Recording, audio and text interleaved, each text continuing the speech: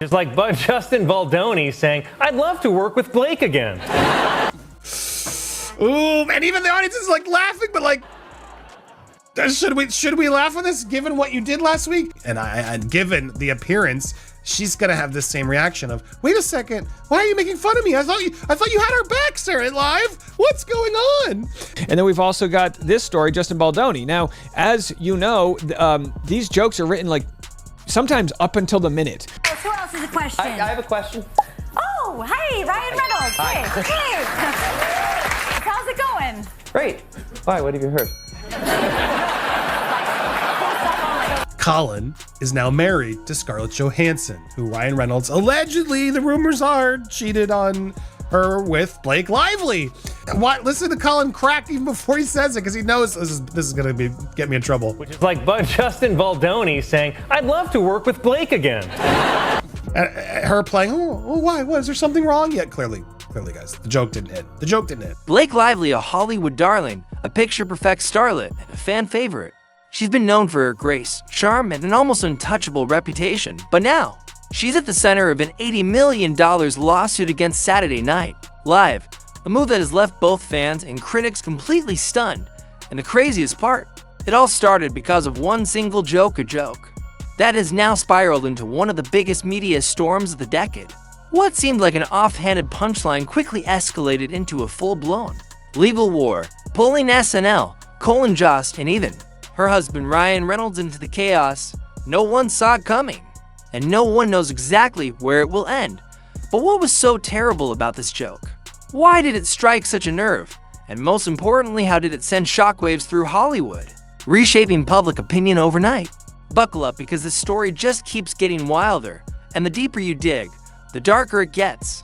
It all started on a regular Saturday night, a night that should have been just another dazzling moment in Blake Lively's already illustrious career. She was hosting SNL, something she had done before with ease, grace, and her signature charm. The audience was loving every second, hanging on to her every word. Soaking in the effortless confidence she always exuded, everything was going perfectly. Then came Weekend Update 10 with it, the moment that changed everything. Colin Jost, known for his sharp tongue and biting humor, leaned into the camera and casually delivered a line that sent a shockwave through the studio.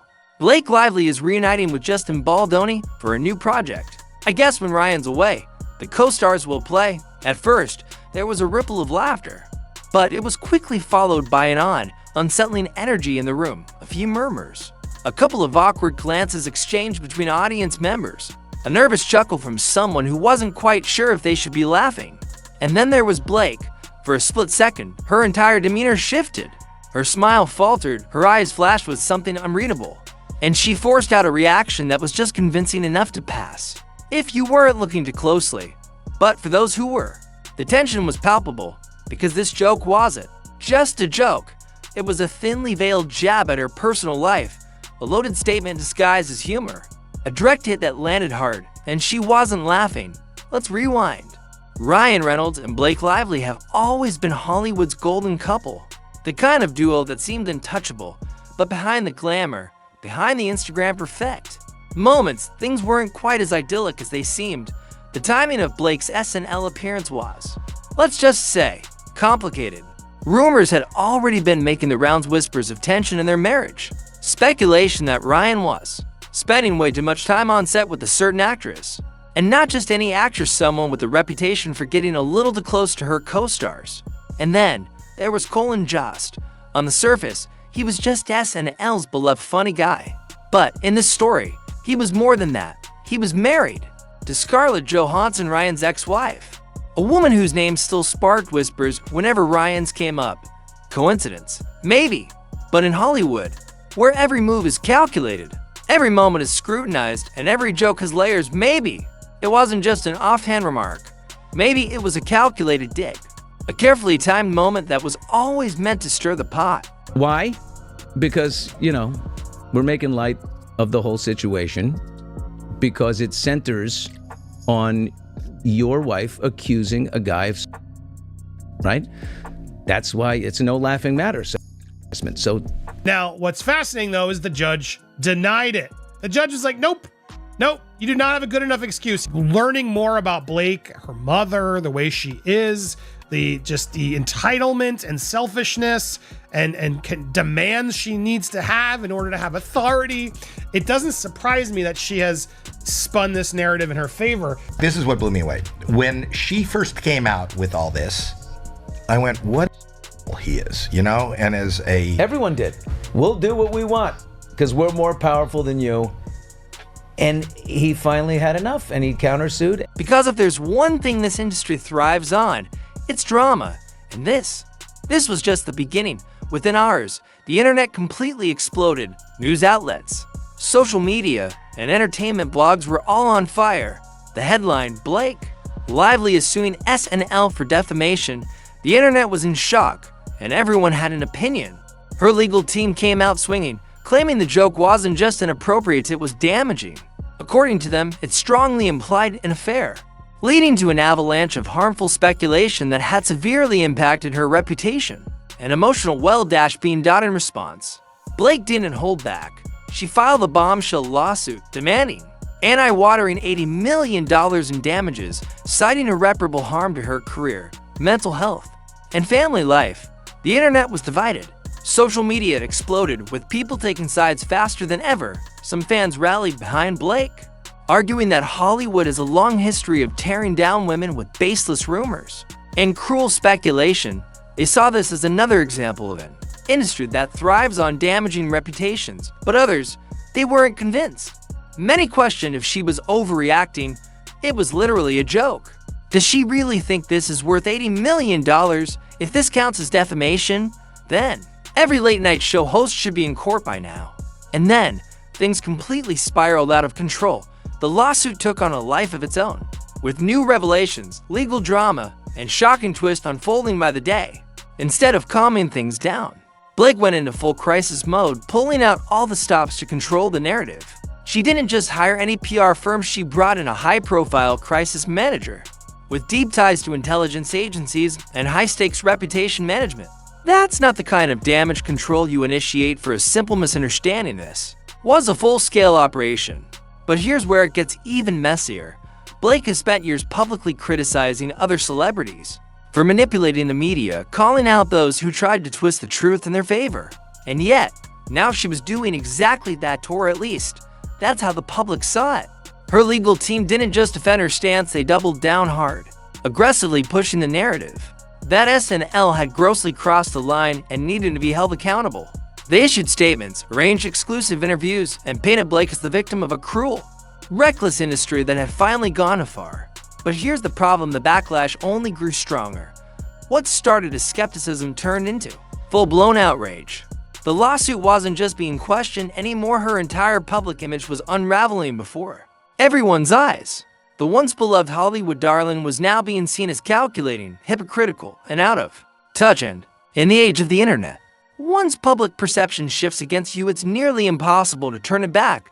And then, it got so much worse. A resurfaced clip of Ryan Reynolds went viral, one where he made a similar joke about another celebrity's relationship, and this time, the reaction was completely different. And guess what? Blake laughed. Not just a chuckle, a full, carefree laugh, the kind that shows zero discomfort, zero offense, zero hesitation. The internet turned on her instantly. Yes, she's allowed to have one, but why were you criticizing Justin? So anything Justin does is retaliation? Anytime he defends himself, it's retaliation? Nonsense. And you're telling me, Blake, you didn't leak this out? And sometimes I would have people who really resented that because they were like, we just hired you to be an actor. Yet when I went in the meetings, I would just seem like I'm just there to be the actor and ready to get the gig. I wouldn't reveal that I actually need to have authorship in order to fill. His job, he had blank checks to make things go away so that it didn't get to the media. Short-term rentals had featured this and said the cash has been given to both hosts and guests. Cathartic. As if I'm Weasel. Right. Mm-hmm. So he was like, you know what's great about you, Weasel? You're not the star. But you just, you do just enough exposition that it's funny, and then we can leave and get back to the real movie. So he's riffed. Blake clearly had no idea what kind of a mess she was getting herself into. She can hire a PR crisis manager, that's fine, but if Justin does it, it's not to protect himself, but it's to destroy her. So it's okay when the joke is about someone else. Double standards much. So, we're just suing over jokes now. Only when they're about you, though. Memes flooded social media. Comment sections were brutal. The backlash wasn't. Just bad, it was relentless. And just like that, public opinion flipped overnight. What once seemed like a strong stand for her reputation was now looking like a calculated move. Gone horribly wrong. At first, Hollywood insiders stayed quiet. But silence. That speaks volumes, and in this industry, it often says more than words. Ever could, reporters asked Blake's celebrity friends for their opinions, hoping for support or at least some kind of insight. Instead, the responses were awkward. Some dodged the question entirely, offering polite but meaningless smiles. Others gave vague, carefully worded answers, clearly attempting to avoid taking sides. Blake's handling things how she feels is best. I think she knows what she's doing, and that's all that matters. Not exactly a vote of confidence, more like a desperate attempt to stay out of the line of fire. Even brands she worked with started distancing themselves, quietly scrubbing her name from campaigns, sponsorships, and lucrative endorsements. One by one, deals she had once secured with these were suddenly under review or being reevaluated. The same companies that once flaunted her image as the face of their brand were now erasing her from the conversation altogether. Because in Hollywood, when you become a liability, people don't just distance themselves, they vanish. And they do it real fast. The same industry that built her up was now tearing her down. And the worst part, she might not even have seen it coming. At the end of the day, Blake may have won some legal battles, but she lost something bigger: her carefully crafted public image. Was it worth it?